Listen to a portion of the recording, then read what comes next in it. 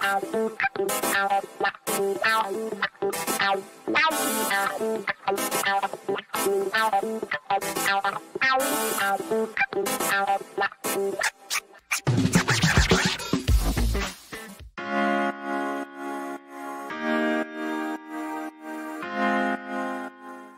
morning. I'm good. How are you? I'm good.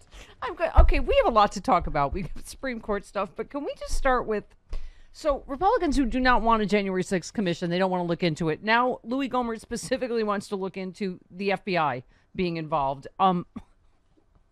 Okay, because we got to dive into this crazy. So Asha Rangappa said, I don't understand the latest conspiracy theory regarding January 6th. They are suggesting that FBI agents stormed the Capitol to overthrow the government, like the government tried to overthrow itself and then framed random people.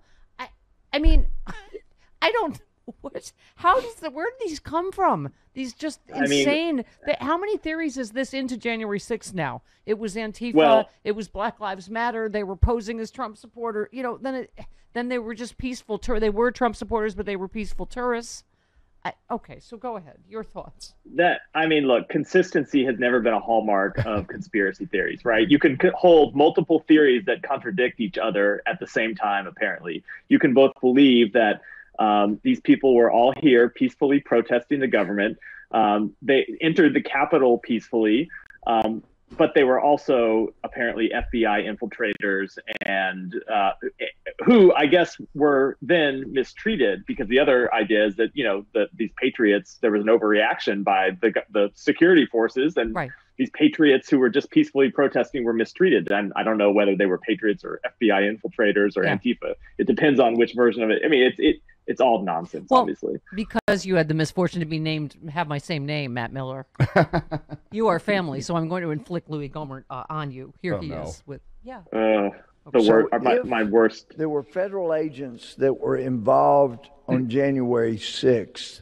We really need to know what the FBI knew and when they knew it. Mm-hmm. And not only that, we need to know how much participation did any of our federal friends, either at DOJ, FBI, or any of the intel community, what kind of role were they playing? Mm-hmm. Mm-hmm. Okay. No, please, Louis, go on. Hang on, Matt. Because there's information that came out about the effort to kidnap the Michigan governor. Right. And there were federal agents. So it's been said there were federal agents that were involved in that. Oh, let me clear that one up, Matt, and then we'll go to you. By involved, they were approached by an informant who got cold feet about the kidnapping, and then he worked with the FBI to help stop the plot before it happened. No FBI agents were involved in the plotting of kidnapping Governor Whitmer. But you understand, Matt, just the word involved. I mean, this is how crazy town we are, right? Louis Gohmert is just such a disgrace. He's a disgrace to the state of Texas. He's a disgrace to the House of Representatives. He was my grandparents' longtime congressman until they passed away. And he is as venal as he is dumb. I mean, he is all the worst attributes you could expect from really anyone, let alone a member of Congress. And he's been that way for a long time. I mean, he was a birther with President Obama, and he will always, whatever the worst reaction you can think of to any event, Louis Gohmert will give it to you. Yeah. Oh, I'm sorry. What's that? You would like one more? Well, here it is, Matt. Instead, this would imply that elements of the federal government were active instigators in the most egregious and spectacular aspects of January 6th, amounting to a monumental entrapment scheme used as a pretext to imprison otherwise harmless protesters at the Capitol, and in much larger sense used to frame the entire MAGA movement as potential domestic terrorists. Okay, Matt. Why doesn't anyone call them on this? They're the ones stopping an investigation. Don't you think we should just go fine? If you think it was Antifa and BLM and the FBI, you should want an investigation more than anybody, right? But they just yeah.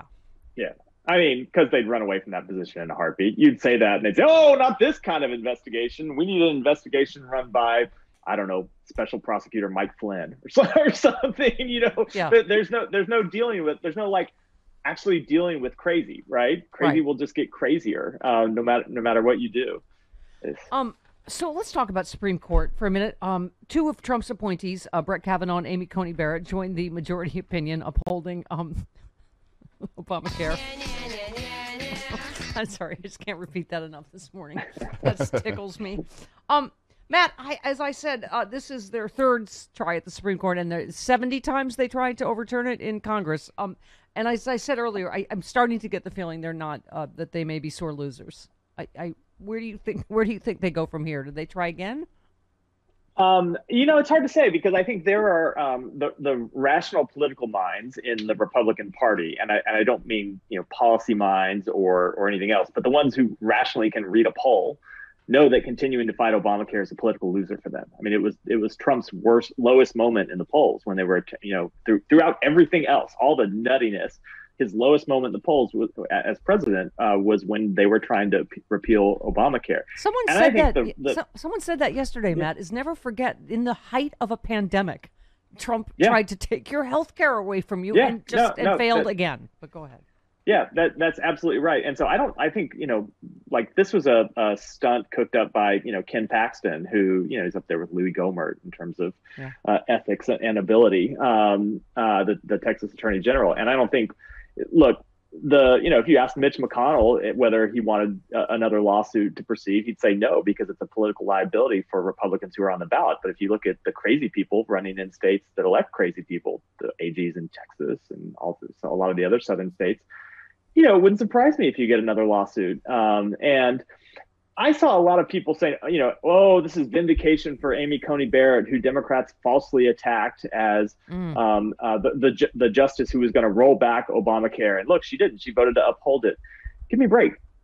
She was attacked for that with that line because Donald Trump promised to appoint justices who would roll back Obamacare. So it's not fair. It's not unfair to think that he was going to, carry through with his promise. Well, right. And that Lucy McLoserton from Losertown lost again this weweek. Yeah. That was a lot of losses for him this week. Yeah. Okay. So we mentioned earlier, Mitch McConnell announced that he opposes Joe Manchin's compromise. That came as a great shock to me because Stacey Abrams got, black all over it. I believe, didn't Roy Blunt say that? Do we have 17? Yeah. Roy Blunt said it out loud, that part, right? Yeah. I think every one of us looks for opportunities to work with Senator Manchin, and we found those opportunities. I actually think when Stacey Abrams immediately endorsed Senator Manchin's proposal, it became the Stacey Abrams substitute, not the Joe Manchin substitute. Oh, in case you haven't noticed, she's black. Okay. And, right, Mitch McConnell said some Democrats seem to have reached a so-called compromise election takeover among themselves. In reality, the plan endorsed by Stacey Abrams is no compromise. I mean, Stacey Abrams was the one trying to do bipartisan outreach, which is actual leadership, and saying there are some good things in this, we can work with it. And for Republicans, that was just, the boogity black, as I say, that was too much for them, right? So now what? Look, talk about saying the quiet part out loud. I mean, they're just making clear that, they didn't even have a fig leaf. They could have easily come out and said, well, this provision that Manchin developed is a red line for us. We have this policy objection, and come up with something. Instead, they went right to a pretty obvious, appeal to the base and appeal to the people's worst impulses. I hope that Joe Manchin, I say hope, I don't have expectations, but I hope that Joe Manchin is going to play out the string on this and realize that there is no compromise with the Republican Party on issues of voting. Yeah. They don't want to compromise. You can't compromise with people who are trying to take away the vote, because their goal is not an actual, achievable public policy that is, that encourages the full participation in a democracy. They want to withhold a fundamental American right. And, if Joe Manchin was thinking about this kind of clearly and rationally, he would keep trying to compromise with them, keep realizing they're not going to compromise, and then go back and, adjust his views about what he's willing to do about it, and which belief he holds more sacrosanct, the filibuster or democratic rights. Can't say I have a lot of confidence that's how it's going to go. Well, let's talk about the DOJ. Okay, as a former DOJ spokesman, Merrick Garland, let's chat for a minute, because you just heard this latest thing that the ballots from Arizona are physically in some cabin in Montana. I don't understand how this can be legal and how, I mean, the DOJ's got to do more than send a letter, doesn't it, in terms of, whatever, and also these voting laws. Tell me about what you think Merrick Garland should do, he said the right things, right, about voting rights. Yeah. But what's your opinion on all that? So he's definitely said the right things. He sent the right signal. I thought the letter they sent the right signal. I would say, with respect to Arizona, they are probably weighing whether DOJ intervention does more harm than good. And what I mean by that, there is a legitimate argument you can make that if DOJ rushes in and tries to stop this audit, which is going to peter out on its own and not be respected, and that they're only going to fuel the conspiracy theories. That's a legitimate argument. I'm not sure it's the right one, because the countervailing argument to that is, no, we have to stop all this stuff immediately and go to court and try to block it. Well, it is spreading to other states. I mean, that's the problem. Yeah, it is. But there's an argument that DOJ's intervention, Joe Biden's Justice Department intervening, is just going to fuel those conspiracy theories.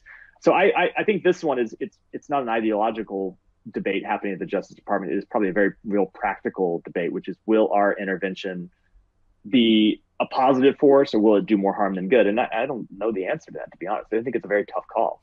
Well, in general, with voting rights. Oh, yeah, go ahead. Yeah, no, I was going to say, for instance, Matt, residents of Arizona are being accosted at home by people who are falsely claiming to be local election officials who are asking them how they voted in the 2020 election. The sheriff's office this week warned residents anyone claiming to be a representative of the county's recorder's office who asked them how they voted is an imposter, should not be trusted. As you recall, that was... A door-to-door canvassing is similar to a plan originally hatched by Arizona state Republicans, who then they sort of backed down, I think, after DOJ, right, said this is not, but clearly someone's doing it. Mm-hmm. That's what I'm saying. This has clearly become, Matt, just a lawless party. It's not just Donald Trump, right?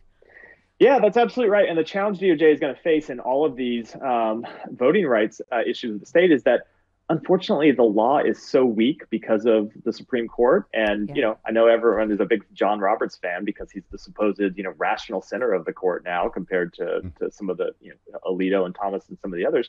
But never forget, it was John Roberts who gutted the Voting Rights Act and basically crippled DOJ's ability to go into court and block. They didn't have to go into court, just to be able to block voting rights legislation in a number of states, including Arizona, including most of the southern states. And so what DOJ has to be very aggressive on voting rights and civil rights, but they are doing so with number one, a kind of legal background that has severely curtailed their ability.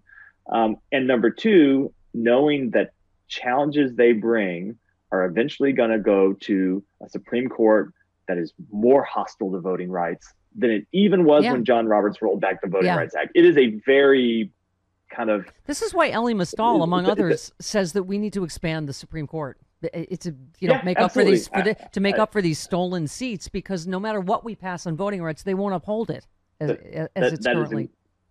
I think that is exactly right. I mean, look, if you look at HR1, the democracy bill that's passed the House and is struggling in the Senate because of Manchin and the filibuster, a lot of great provisions. I couldn't tell you with confidence that they would all pass muster with John Roberts and the rest of that Supreme Court. I mean, look, when Roberts will give us a vote on some things, but when it comes to the fundamental right to vote that Republicans see as a partisan issue, he has been an adversary, not an ally. Yeah.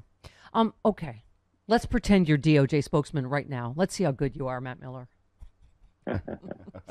What does it trouble you? Should it trouble us that we had to hear from the New York Times about this DOJ scandal, about the leaking of, of the targeting of Congress people, Don McGahn, et cetera? I mean, Merrick Garland knew this, right? The DOJ knew all this, and we had to find out from the New York Times reporting. What is your take on all that and how we handle this? Well, if I was the actual DOJ spokesperson, I would say I decline to comment, because that's what you always do. Unfortunately, but you I'm not slippery anymore, bastard. So I don't have to. I can actually comment. I will say it's not clear to me that Merrick Garland did know about this. It's not clear to me that it would have been elevated to him. And here's why. There was no active issue pending before with respect to the subpoena that turned up Adam Schiff and Eric Swalwell's information. there was no active issue pending before the Justice Department where he would have needed to make a decision. So it would have been elevated to him. This is something the Justice Department had done previously. And it was kind of, I think, sitting in a file somewhere in some assistant U.S. attorney's office in D.C. And I'm not sure that the Justice Department would have known about this before Adam Schiff was notified by Apple, and then Schiff apparently or his staff made some pretty upset calls to DOJ. I actually would be surprised if they knew about it in advance. And I that's going to be true about a lot of things. There are going to be a lot of buried bodies inside the Justice Department that, you don't know where the bodies are hidden, right? You know there are bodies lying around this place. You saw what happened the last 4 years. You know it's worse than you probably think. But it's not like all the doors to the ugly closets all have big markers on them that go, look inside here.